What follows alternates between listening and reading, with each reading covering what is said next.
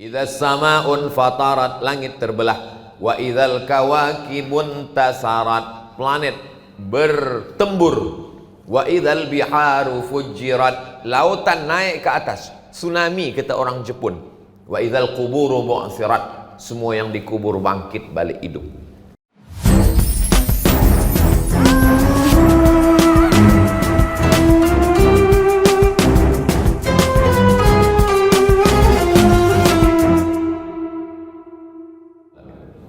Tajuk kita pada siang ini, harta yang paling mulia, paling berharga adalah iman.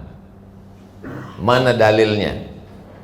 Wa may yabtaghi ghairal islami dina, siapa yang tidak membawa iman dan Islam, falan yuqbala minhu, maka dia tidak diterima Allah Subhanahu wa taala. Wa huwa fil akhirati minal khasirin, di akhirat dia rugi. Kenapa rugi? Kerana semua amal kebaikan selama di dunia, wa qadimna ila ma amilu min amalin, ini rumah yang engkau bina, ini duit yang engkau bawa, ini harta benda, ja'alnahu, kami jadikan semuanya haba'an mansura, seperti debu yang dihembus angin, tak ada harganya di hadapan Allah Subhanahu wa ta'ala. Itulah mengapa disebut harta yang paling berharga, paling terpuji, paling mulia adalah iman. Sebab semua yang tidak dibawa dengan iman hanya sebagai kesia-siaan semata. Berapa banyak kekuasaan Fir'aun, binasa. Berapa banyak harta Qarun, binasa. Berapa lama hidup Namruz, binasa. Apa sebab?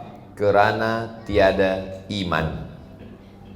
Seperti pokok kayu, kering batangnya, daunnya juga kering, dihembus angin, begitulah gugur amal di hadapan Allah Subhanahu wa ta'ala. Maka selalu yang kita minta dalam hidup ini, Allahumma ja'al khaira ayyamina khawatimahu, jadikanlah hari-hari kami ini, Isnin, Selasa, Rabu, Khamis, Jumat, Sabtu, Ahad, yang terbaik adalah khawatimahu, waktu hari berakhir berjumpa dengan engkau, yauma nalqaka fih, pada hari yang kami bersama dengan engkau, yang kami bawa adalah la ilaha illallah Muhammadur Rasulullah. Maka selepas tahlil la ilaha illallah, la ilaha illallah, selepas tahlil selalunya kita tutup dengan kalimatu haqqin 'alaiha nahya, dengan itu kita hidup, wa 'alaiha namutu, dengan itu kita mati, wa biha nub'atsu, dengan itu pula kita nanti dibangkitkan di mahsyar. Selalunya para guru-guru kita mengatakan, Allahumma ahyina bil iman, hidupkan kami dengan iman, wa amitsna bil iman, matikan kami dengan iman, wa akhrijna minad dunya ma'al iman, keluar dari dunia ini membawa iman, wahsyurna yaumal qiyamati ma'al iman, manakala bangkit di padang mahsyar nanti membawa iman, wa adkhilnal jannata ma'al iman, dan masuk ke surga membawa iman. Itulah yang kekal abadi. Yang lain daripada itu hanya setakat angan mimpi belaka. Kata Sayyidina Ali karramallahu wajhah, an-nasu niyam, manusia itu waktu dia hidup ini niam, macam orang tidur. Ada yang mimpi jadi orang kaya, ada yang mimpi jadi orang berkuasa, ada yang mimpi menjadi ustaz, ada yang mimpi menjadi artis, ada yang mimpi, semuanya mimpi. Falamma matu, manakala mereka mati, intabahu, barulah dia terjaga dari tidur. Semakin lama tidur, semakin lelap, semakin sedap, semakin mengigau. Maka orang banyak hidup ini mengigau. Selepas dia mati, barulah dia tersedar, rupanya hidup hanya mimpi semata. Selepas dia terjaga, seketika mati, semua yang ada ini menjadi sia-sia.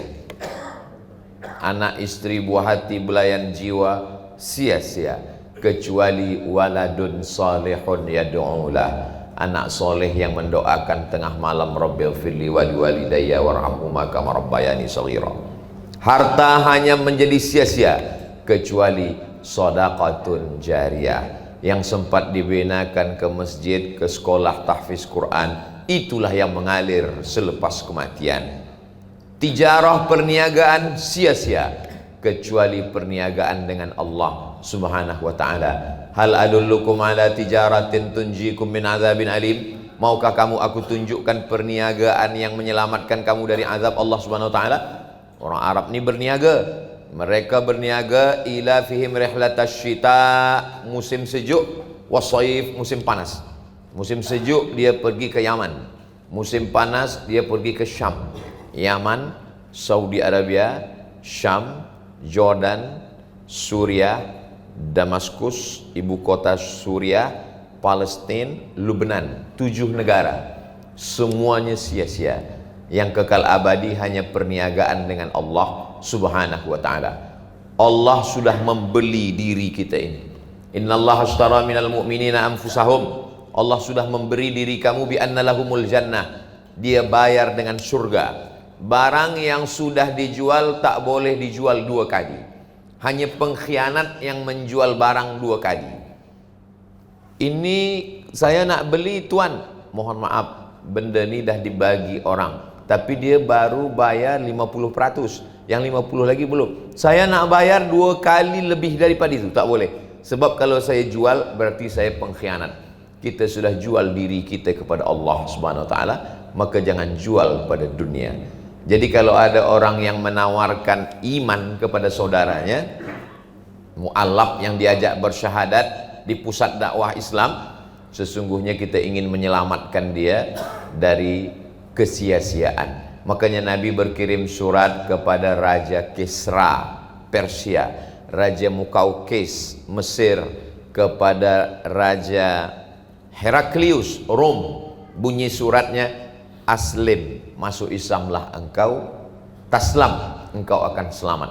Wa illa, kalau kau tak masuk Islam, fa'alaika dzambul arisiyin, semua dosa rakyat engkau yang menanggungnya.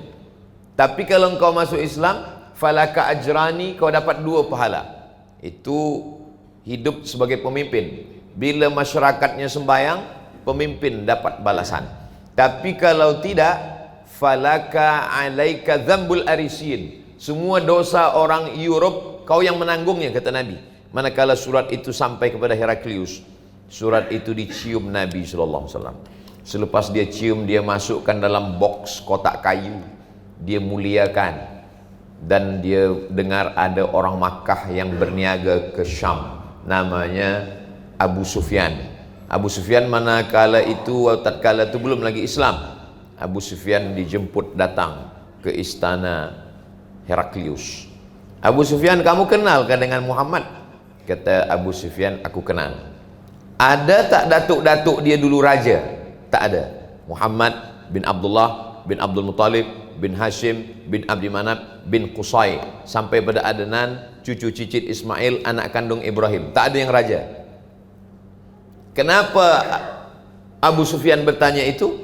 Sebab Abu Sufyan nak tanya, kalau ada datuknya yang raja, berarti dia mengaku Nabi sebab dia nak balik jadi raja balik. Lepas itu ditanya, apa dia suruh kamu? Kata Abu Sufyan, dia suruh kami sembahyang, jangan menyembah Lata, Uzza, Manat, Hubal, Jibti, Taghut, Naham, jangan kami syirik. Dia suruh kami bersedekah, dia suruh kami buat baik. Banyaklah dia tanya. Satu kitab bercerita tentang itu, nama kitab Sahih Muslim. Selepas Sahih Bukhari, Sahih Muslim, ditulis oleh Imam Muslim Ibnul Hajjaj Al-Qushairi An-Naisaburi. Selepas itu apa kata Heraklius, Raja Rum? Kalau betul yang kau cakapkan ini Abu Sufyan, saya melikum maudhi'a qadamayya hadha, tempat aku tegak ni, ini nanti akan menjadi punya Muhammad, orang kampung engkau itu. Kalau betul yang kau cakapkan ini Abu Sufyan, maka tempat kaki aku tegak ini akan dikuasai Muhammad. Betul apa kata Heraklius. Sekarang tempat tegak dia itu adalah Damaskus, Dimashqi. Tempat itu menjadi kekuasaan Sayyidina wa Maulana Muhammad sallallahu alaihi wasallam. Damaskus itu capital city daripada Suriah yang sekarang dipimpin oleh Bashar al-Assad. Apa maknanya? Dia tahu Selepas itu dia kumpulkan semua menteri-menteri dia tanya, ini ada seorang nabi di Jazirah Arab namanya Muhammad begini-begini. Kamu yakin tak? Ributlah semua mereka. Bila kita ikut Muhammad ini tak betul, ini nabi palsu. Akhirnya dia takut nak masuk Islam. Akhirnya dia pun ikutkan orang banyak. Itulah pesan Nabi SAW. Kalau Allah ingin engkau menjadi baik, maka dia buat orang sekeliling engkau itu baik, sehingga engkau tak takut untuk mengatakan kebenaran. Heraklius orang baik, tapi orang sekeliling dia ni tak baik. Akhirnya dia takut untuk menerima Nabi Muhammad sallallahu alaihi wasallam. Tapi Nabi beban dia dah lepas. Dia dah kirim surat. Tapi ada satu Raja Kisra ni, manakala surat Nabi sampai, dia koyak-koyak. Datanglah orang yang membawa surat itu melapor, report ke Nabi. Kata dia, ya Rasulullah, surat engkau sampai ke Kisra, lalu Raja Persia itu mengoyak-ngoyak surat engkau. Apa kata Nabi? Kata Nabi SAW, mazzaqallahu mamlakatahu. Sebagaimana dia mengkoyak-koyak surat aku, begitu pula lah Allah akan mengkoyakkan kerajaan dia. Maka kerajaan Persia itu dikoyakkan pada masa kekuasaan Amirul Mukminin Umar ibn al-Khattab. Umar ibn al-Khattab lah yang merubah Persia menjadi Islam. Lalu satu orang Persia itu sakit hati, namanya Abu Lu'lu'ah. Abu Lu'lu'ah dendam, dia ambil pisau. Suatu hari dia tikam Sayyidina Umar ibn al-Khattab. Meninggallah Umar bin Khattab ditikam seorang majusi dari Persia bernama Abu Lu'lu'ah. Lalu kemudian surat itu ada pula sampai di bawah sahabat Nabi namanya Abu Balta'ah. Sampai surat itu ke Alexandria. Sampai di Alexandria surat itu dibaca oleh Muqawqis. Nama dia Jirjis, nama gelar dia Muqawqis. Surat itu dimuliakannya. Lepas itu dia kirim madu dari Mesir, madu high quality paling baik, namanya asal banha. Madu itu sampai ke Madinah, diminum Rasulullah sallallahu alaihi wasallam. Dia kirim kain putih, sebab di Mesir waktu itu tekstil kain quality baik. Kain itu pun disimpan Nabi Muhammad sallallahu alaihi wasallam. Dia kirim 2 orang perempuan. Satu perempuan bernama Sirin, kakak dia bernama Maria. Sirin ini Nabi bagi kepada seorang penyair namanya Hassan bin Thabit. Dia susah tak ada bini, Nabi bagi kepada Hassan. Kemudian dari Maria ni lahir anak Nabi, seorang lelaki, meninggal umur 18 bulan, namanya Ibrahim. Makamnya di Baqi samping Masjid Nabawi. Lalu kemudian dia kirim juga Bighal. Bighal ni lebih besar daripada keledai, lebih kecil dari kuda. Itu menjadi tunggangan Rasulullah sallallahu alaihi wasallam. Kata Nabi, nanti kamu akan membawa Islam ini ke Mesir. Istausu li ahli Misra khairan. Nanti bila kamu sampai ke Mesir, dakwahkan kepada Mesir ini dakwah Islam yang baik. Sampaikan pesan-pesan kebaikan. Sebab aku ni keluarga, satu isteri Nabi orang Mesir. Maka satu Mesir menerima syahadat la ilaha illallah Muhammadur Rasulullah SAW. Islam dibawa ke sana oleh sahabat Nabi namanya Amr bin As. Dan Amr bin As membuat satu masjid. Itulah masjid tertua di Afrika, di Kaherah. Imam Syafi'i mengajar di masjid ini, namanya Masjid Amr bin As. Apa maknanya? Islam ke seluruh dunia ingin mensyahadatkan orang supaya mendapatkan harta terpuji, termahal, terbaik. Harta itu bernama la ilaha illallah Muhammadur Rasulullah sallallahu alaihi wasallam. Sampailah para ulama itu ke sungai Brunei ini, sehingga negeri ini menjadi Darussalam. Dar kampung, negeri, kota. Salam, selamat dunia, selamat akhirat. Maka negeri itu dari tepi sungai, dari tepi laut, para ulama datang mendakwahkan harta terbaik yang termulia. Sebab kalau dia tak ada, sia-sialah saja semua hidup. Semua binatang, mohon maaf, bangkit. Idza samaun fatarat, langit terbelah. Wa idzal kawakibun tasarat, planet bertembur. Wa idzal biharu fujirat, lautan naik ke atas. Tsunami kata orang Jepun. Wa idzal quburu bu'thirat, semua yang dikubur bangkit balik hidup. Ayam, kucing, itik, kerbau, lembu, semua hidup balik tegak. Manakala hidup, semua binatang ini kata Allah, kunu turaban, jadilah kamu menjadi tanah. Maka semua ayam, itik, kucing, lembu semua berubah menjadi tanah. Manakala itu apa kata orang kafir? Wa yaqulul kafiru ya laitani kuntu turaba. Andai aku jadi tanah. Sebenarnya cakap itu lembut. Kalau ingin dikasarkan bunyi kalimat itu, andai aku jadi binatang, maka sekarang jadi tanah. Tapi kerana manusia, dia tak boleh jadi tanah. Manusia tempatnya di akhirat cuma dua. Alladzina amanu wa amilus salihati ulaika ashabul jannah, walladzina kafaru wa kadzabu bi ayatina ulaika ashabun nar. Maka manusia tak jadi tanah. Lembu, kambing, kucing, kerbau jadi tanah. Tapi manusia, waquduhan nasu wal hijarah. Takutlah kamu kepada neraka, yang bahan bakar neraka itu dua. Pertama, nas, manusia. Itulah dia orang kafir. Yang kedua, hijarah, batu. Semua batu-batu berhala akan berubah menjadi bara api neraka, membakar. Nauzubillah. Bagaimana panasnya ya Rasulullah? Diletakkan batu kerikilnya di tapak kaki, yaghli biha dimaghuhu, mendidih otak kepala. Diletak di tapak kaki, mendidih otak kepala. Itulah akhaffu azaban, azab yang paling ringan.